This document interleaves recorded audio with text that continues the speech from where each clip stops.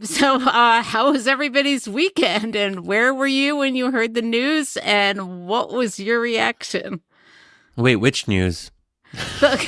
Nice try. There's something about it finally happening that is kind of surreal. The president is not running for re-election is still kind of a stunning thing. Like, wait, what planet are we on? And the fact that all these other things happened over the past week and a half. I mean, it reminds me of the Vladimir Lenin quote. There are decades when nothing happens, and there are weeks when decades happen. That is a good quote for this time.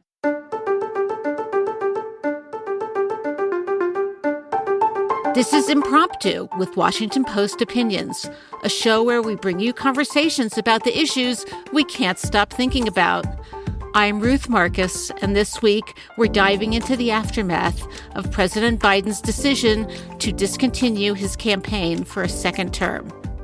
We are recording this Monday, July 22nd, and in the 24 hours since Biden made his announcement, he and many Democrats have rushed to get behind Vice President Kamala Harris.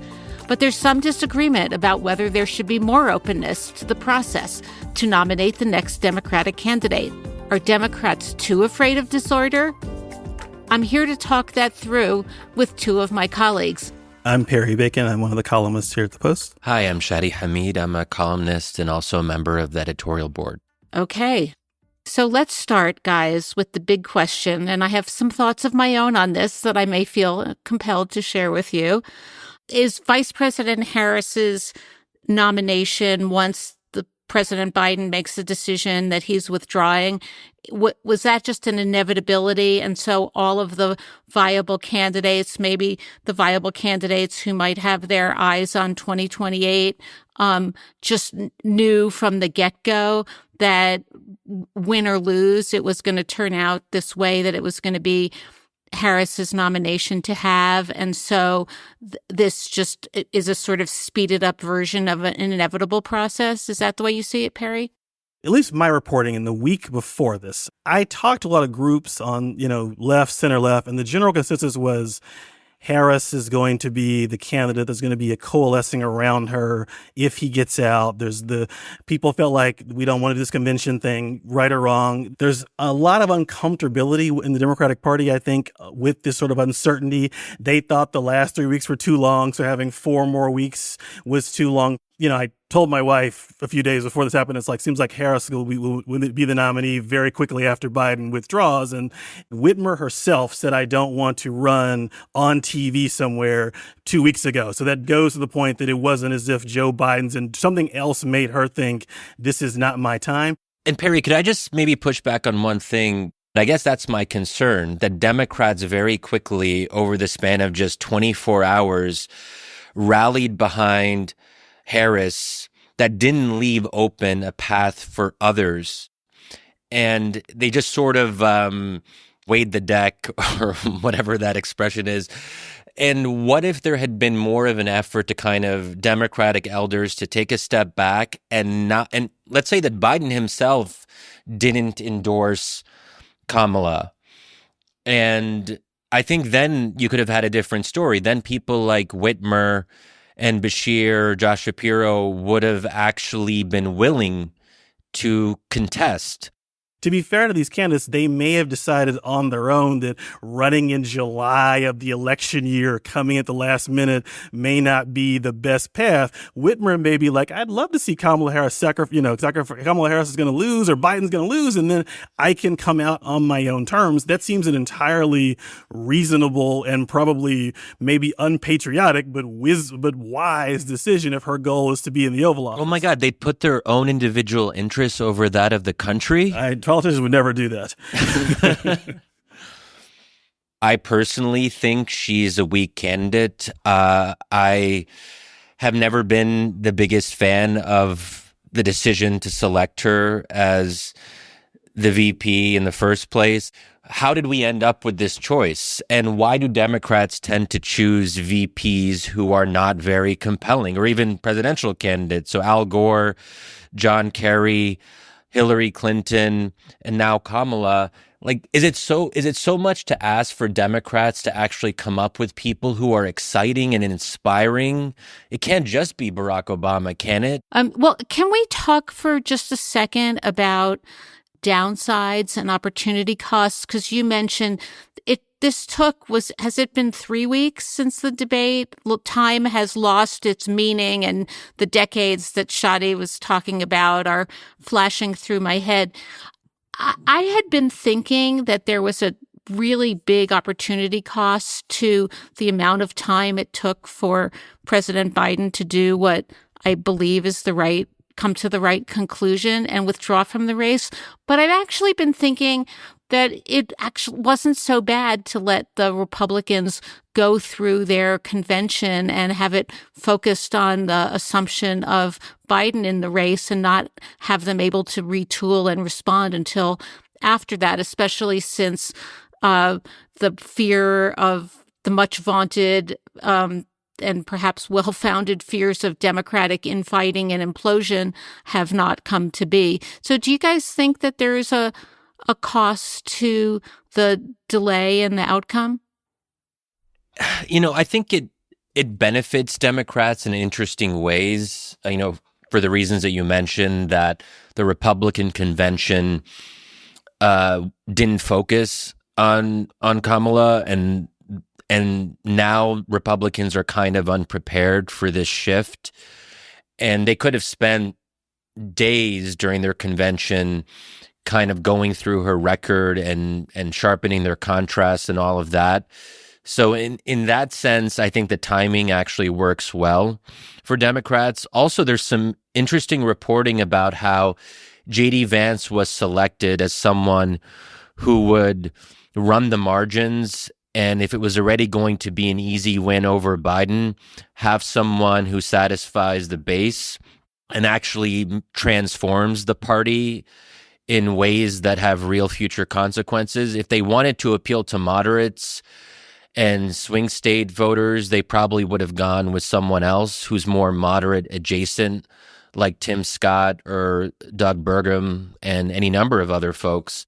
Perry, how do you see it? So in terms of the timing, it probably did work out well that the Republican convention was full of attacks on a person who's not running now. But more importantly, I'm glad that the sitting president was not removed. It's good that it took at least 3 weeks. I mean, this is like a stunning process. The sitting president who wants to run for re-election is sort of forced to not run against his will, despite there being no voters involved. And so I'm glad he got to have the time to say, I'm running, I'm the best candidate. And then Speaker Pelosi and Hakeem Jeffries and Chuck Schumer and others said, no, you're not. We had a full, it seemed long, but in some ways 3 weeks is not a long time. And there was a full discourse of, first, he must leave immediately. A second discourse of, oh, a lot of people like him. Did you know that every black congressman likes him? I think a lot of the polling was aired out. Harris does not poll that well. For that matter, Whitmer, who I've been very favorable toward, is not polling that much better than President Biden. So I think you've had a full airing, a necessary airing of this is a really challenging question because on some level, none of the Democratic candidates who are out there are clearly going to beat Donald Trump based on what we know now. Michelle Obama. Michelle Obama, you're right. Good point. She is. That is true in every poll. Yes. As George H.W. Bush would have said, not gonna run. Not gonna run. Okay. So Perry, talk about how you see Vice President Harris's political strengths. And in particular, can you address the question in 2024 of both gender and race and whether they are a net plus, a net minus, or how they impact the path going forward? I think it is worth saying that I believe there is racism. I believe there is sexism. I think these are important forces in our culture. Barack Obama won 2 elections. Hillary Clinton won the popular vote in a 3rd election. I think Kamala Harris can be elected president. I'm not, all things being equal, you'd rather be a white person in a majority white country and probably a man in a country with some patriarchy, obviously. But I don't think that it is that she cannot win or that she is not electable based on her race and gender. And I think that I could imagine her winning because the country is so polarized. Trump is so unpopular. I mean, I guess to be totally honest here, I mean, my worry about this whole campaign, it seems like Trump is likely to win. And as a Black person, I do think when Joe Biden loses, one white man who's old loses, and when Kamala Harris loses, we're going to have a whole another round of discourse about the exact state of, was it 10% race, 15% race, 14% gender, like 2016, that I'm not personally like looking forward to, because I think it's a complicated question. If Kamala Harris doesn't win, we've discussed right now that her previous run was not great. She struggled at times to figure out what she was for. This is a hard question. Yeah, I don't know how it's going to play out, but I think she can win. I think it's important to emphasize that.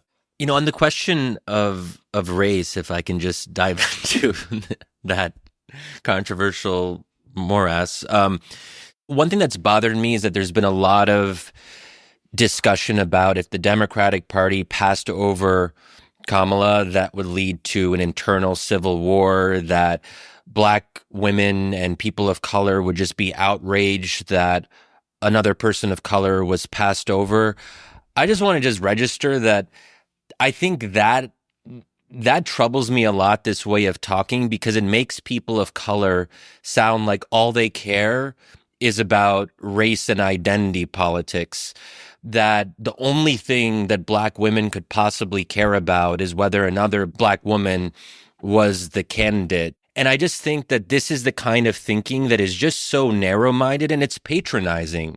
I mean, like, I personally, as a different kind of person of color, the idea that people would just see me in one particular way because I'm Arab or Muslim or brown just really rubs me the wrong way. And I would like to think that, let's say there was an Arab or Muslim presidential candidate, and then we realized that that person was not best suited to actually beat Donald Trump or a future Republican in 20 years, I would like to think that I could put that to the side and support a white person who had a better chance of beating this hypothetical future Republican. But I don't know, Perry, if you have any additional thoughts on that. I do think in the few days before Biden decided to withdraw the race, you had a lot of Black congressmen, I hate the word elites, but like a lot of people who lead groups or who are activists or who are sort of prominent, have social media accounts, et cetera, who are vocal, were saying, I prefer Biden, stick with Biden, but if not, it has to be Harris. And so let's use the term elites for now. So if Black elites are saying that, and I think two of my colleagues, I think, said this, Michelle Norris and Gene Robinson, said something like that in their pieces today, Harris should not be passed over. So in reality, if you're Gretchen Whitmer, I don't know that you want to run in the heat of, every Black person with a Twitter account says skipping over Harris is an outrage. I think the Black elite opinion about Harris and shouldn't pass her over, I'm not sure if it's represented in necessarily every poll of Black people in the rank and file. I mean, that's a really good point, but this makes me worried that it's the same identity politics being the determining factor and not the person who has a best chance of beating Donald Trump. I mean, if Gretchen Whitmer doesn't want to put her hat in the ring because she doesn't want to be perceived as passing over a person of color, is that really the best reason to not contest the nomination? Do we really want to organize ourselves as a party in that particular way? No, but I'm not sure. But it's it's one of those things where it's like, this is where we are, so I'm not sure we're going to end identity politics on this podcast. But, yes. I am going to jump in to say that we were talking about the possible vice presidential candidates. So I'd like to get into that. I'd like to get into the Republican response. But first, we need to take a quick break.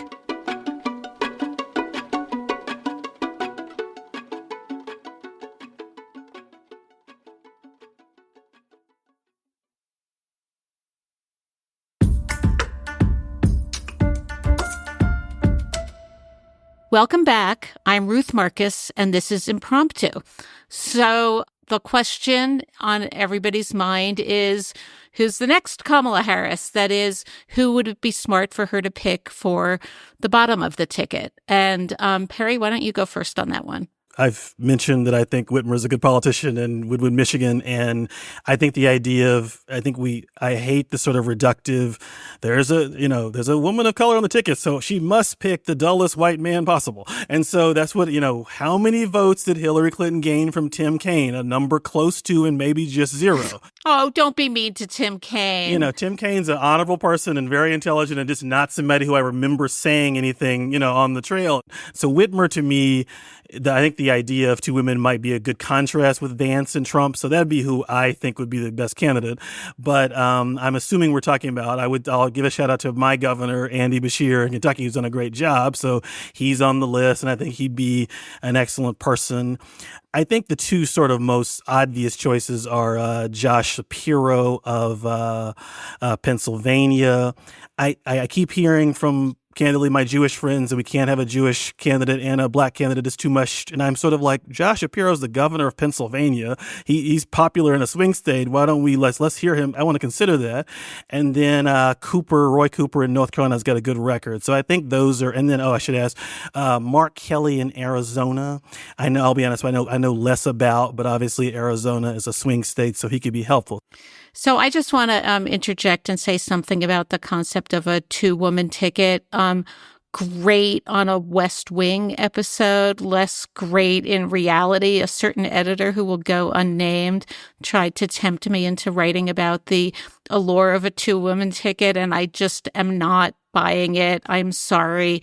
I hope we are ready for a woman president. I hope we are ready for a black woman president. I am not sure that the best way to get the voters who need to be gotten is with a two-woman ticket, as much as I would like, as important as Michigan is, and that would be a big temptation.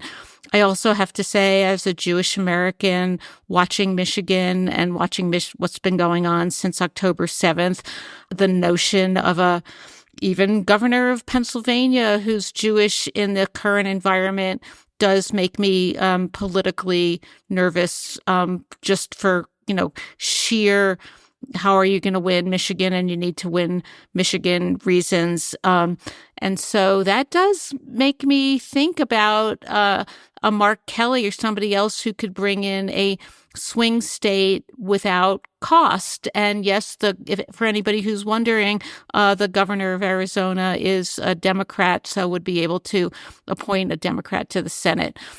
Well, let's finish up, because we've been talking about Democrats, except for our reference to the GOP convention, by talking about how Republicans have handled this. This was not the outcome they wanted.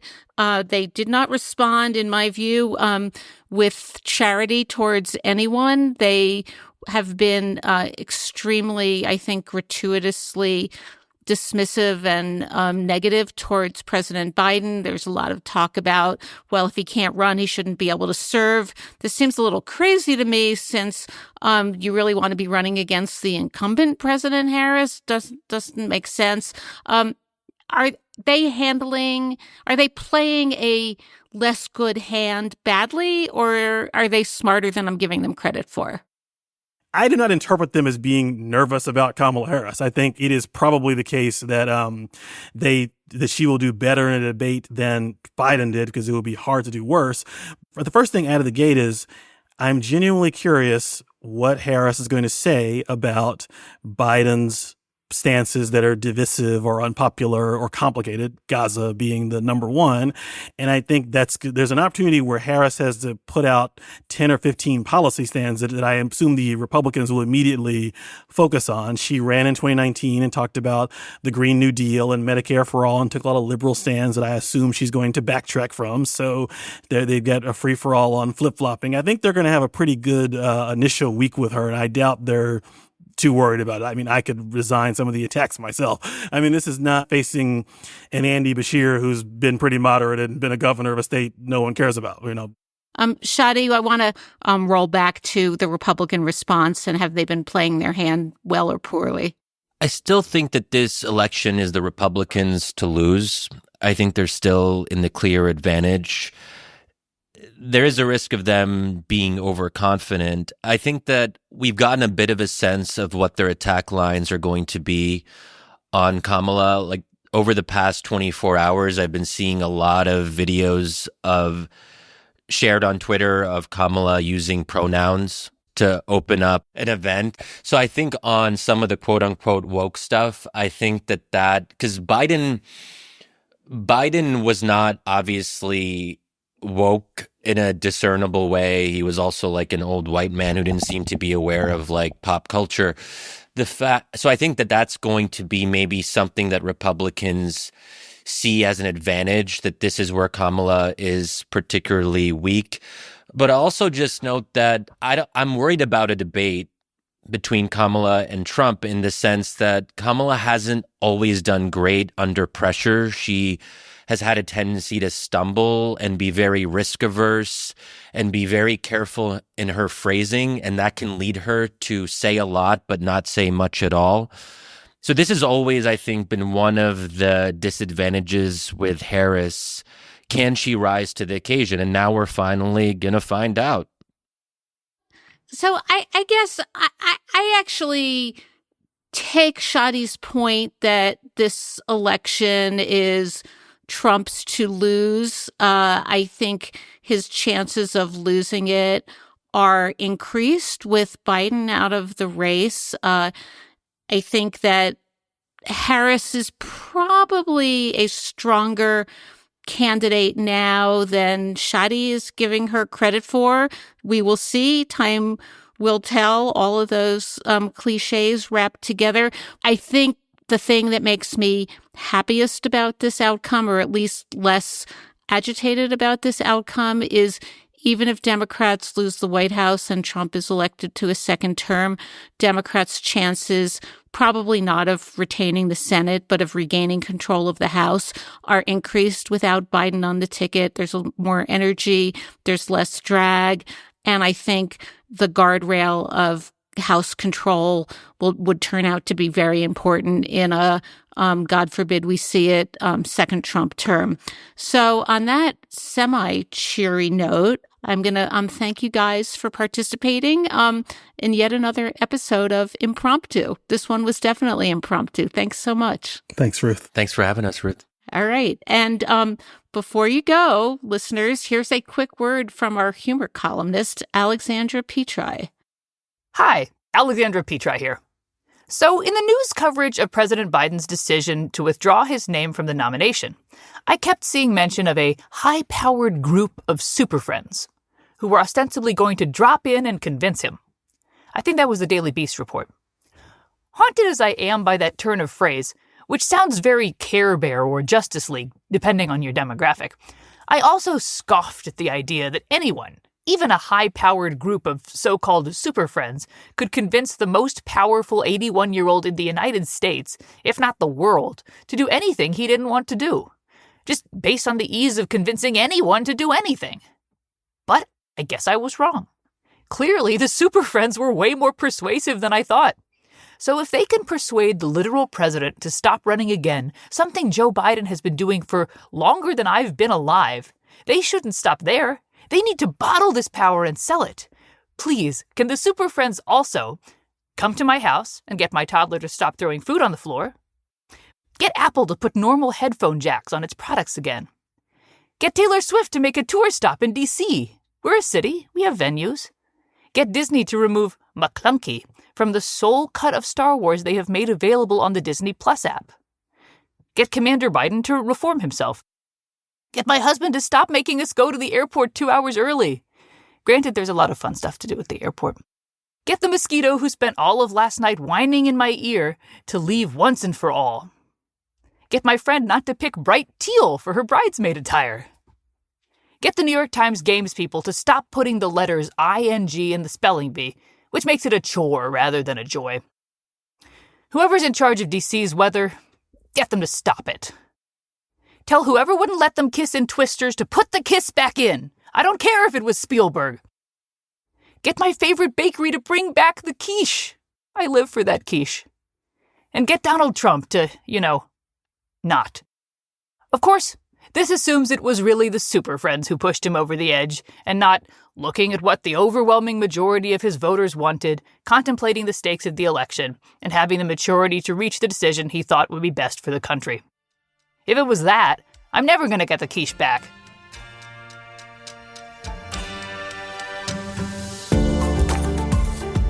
This episode was produced by Hadley Robinson, Demir Marusik, and Chris Sulentrop, and edited by Allison Michaels. It was mixed by Emma Munger, and Chris Rucan designed our art. Special thanks to Millie Mitra and Travis Meyer. Thanks for listening to this episode of Impromptu. As always, we want to hear from you. Let us know your reactions to the episode and what you think we should talk about next. So please email us at impromptu@washpost.com. Thanks so much.